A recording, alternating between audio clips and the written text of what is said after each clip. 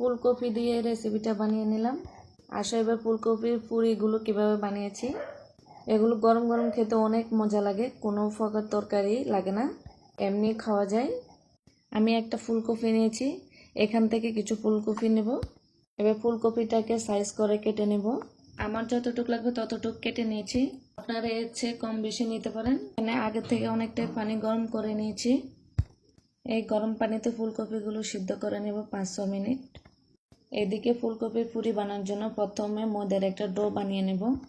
প্রথমে 1 কাপ ময়দা, তারপর স্বাদ মতো লবণ, একটা ডিম দিয়েছি।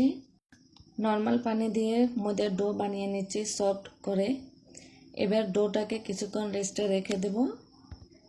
সিদ্ধ করা ফুলকপিগুলো পানি জড়িয়ে নিয়েছি। এবার একটা গ্রেটার দিয়ে ফুলকপি গ্রেট করে নেব। সবগুলো গ্রেট করা হয়ে গেছে। এবার ফুলকপির মধ্যে ঝাল মতো মরিচের গুঁড়ো, কিছু হলদে গুঁড়ো, জিরার গুঁড়ো, স্বাদ মতো লবণ, কিছু ধনেপাতা কুচি দিয়েছি।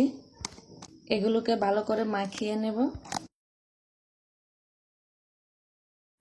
আর এদিকে ময়দার ডো সফট হয়ে গেছে, যে কয়টা পুরি বানাবো ওই রকম করে ভাগ করে নিয়েছি। প্রথমে এখান থেকে একটা ডো নিয়ে এটাকে বাটি মতো করে বানিয়ে নেব। আপনারা দেখতে পাচ্ছেন আমি কিভাবে বানিয়েছি। এবার মাছ বরাবর ফুটটা দিয়ে মুখটা ভালো করে বন্ধ করে দিয়েছি। এবার হালকা হাতে বেলে নিচ্ছি।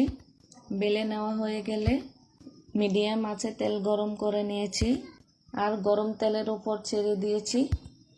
মাঝারি আঁচে ভাজলে দেখা যাবে ফুলে উঠেছে, এর থেকে আর বেশি ফুলবে না। সবগুলো বানানো হয়ে গেছে। এখন একটা পুরি ভেঙে দেখাচ্ছি কতটা সফট হয়েছে। সহজ রেসিপিতে ফুলকপির পুরি শেয়ার করেছি। আশা করি রেসিপিটা ভালো লেগেছে। ভালো লাগলে ভিডিওটি শেয়ার করবেন।